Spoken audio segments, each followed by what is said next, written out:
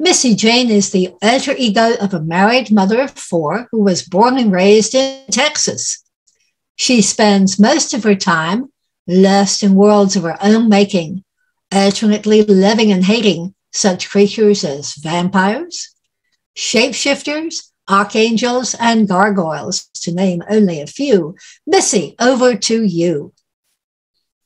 Thank you, Sarah. I'm Missy Jane. I'm also MJ Aragon on Facebook. My Gargoyle Masters series is it's a fantasy romance series about 12 brothers created by wizards to protect the human realm. Each book is about two couples, and this is a snippet of Astrid and Orestes' story. Astrid barely had the chance to look around before Orestes pushed open a door and strode inside. The room was pitch black, but he seemed to have no trouble navigating his way through.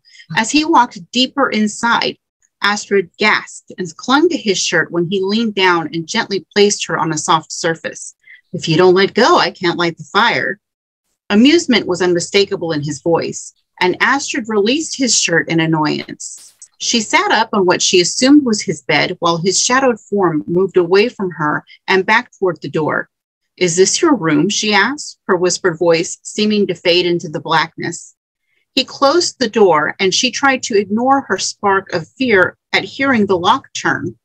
She would never have expected to find herself lying in one of the master's beds, locked in his room for some unknown purpose. Whether he truly meant to tend to her wounds, she didn't know, but running seemed impossible now. He moved silently around the room, and she couldn't see even a hint of him. Then a hiss sounded a few feet away, and she had to close her eyes against the abrupt glow of flame. He stood, a dark silhouette, against the bright flames in his large stone fireplace. "Yes, this is my room. Do you like it?" His voice seemed deeper, more intimate, as he slowly made his way back to her. She swallowed and looked up, but the light behind him left his face in shadows and hid his expression. Yes, it's very nice." He chuckled and turned away from her, removing the long dark leather coat he seemed to prefer. She realized why when he slipped it off his broad shoulders, revealing multiple weapons. Astrid was about to pull her legs into a more comfortable position when she noticed the dirt caked on them. Shame burned through her, heating her cheeks as she quickly moved to the side of the bed and slipped off. "What is it? What's wrong?" Orestes was suddenly at her side. For such a large man, he moved quickly and almost silently. Astrid gasped and took a step back from him, clinging to the edge of the bed. "My feet. They're too dirty for your nice bed." Annoyance flashed across his expression, but at least it wasn't anger. Astrid realized she was growing comfortable in his presence, a dangerous habit to be sure. Still, when he ran a hand down his face and wariness filled his gaze, she couldn't help but feel better at the human gesture. "I'll return shortly," he said, before stalking out of the room. She looked at the closed door in indecision. He obviously expected her to stay put and hadn't threatened her in any way thus far. Should she await his return?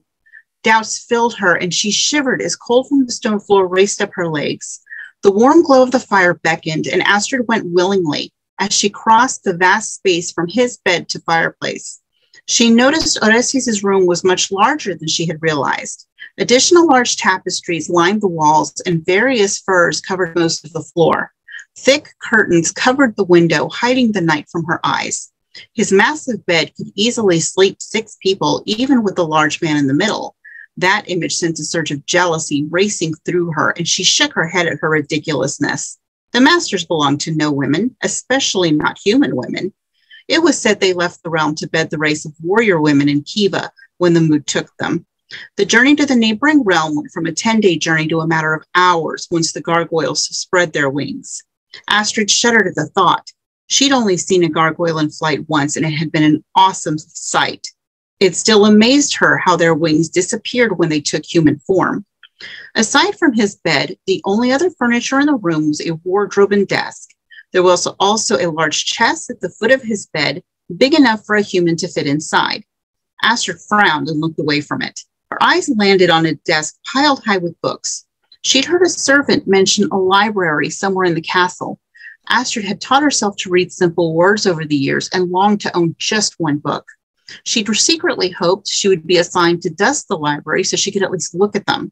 Faced with the bounty on Orestes' desk, she couldn't help but wander over and stare in fascination at the stack. It reached her chin and hid, a closer inspection revealed, a similar stack behind it. She reached a shaking hand to touch the top book when Orestes' voice sounded in her ear. "You know how to read?" She screamed and leapt away, hitting her hip against the desk hard enough to send both stacks of books tumbling down. "Oh no!" Astrid was nearly in tears over the mess she'd made and threw herself on the floor, grabbing books and stacking them as quickly as she could in an effort to clean the mess. She felt more than heard Orestes bend down beside her, but rather than help, he gently grabbed her wrists. "Stop, lady. Don't fret over this." Her head snapped up and she tried to pull from his grasp. He released her and she moved back, falling on her bottom in her effort to get out of his reach. "I'm sorry, my lord. I'm so sorry. Please just stop." He released a breath and swiped the books out of his way, crawling toward her while she continued to slide back. She reached the wall and shut her eyes, throwing her arms over her head. "No, don't do that again. How can I convince you that I mean you no harm?" The exasperation in his voice finally penetrated her fear, and Astrid lowered her arms. He was sitting back on his legs, a whisper away, staring down at her with concern. When he realized she was watching, he reached out and gently moved her arms down until they rested on her chest. "What is your name?" She swallowed her fear and answered in a whisper, "Astrid." His eyebrows shot up, and a sudden grin made him even more handsome. "Astrid, how about that? Tell me, my little star, how did you come to be in my home?" She opened her mouth to answer, but nothing came out. What should she tell him about the hardships of her life?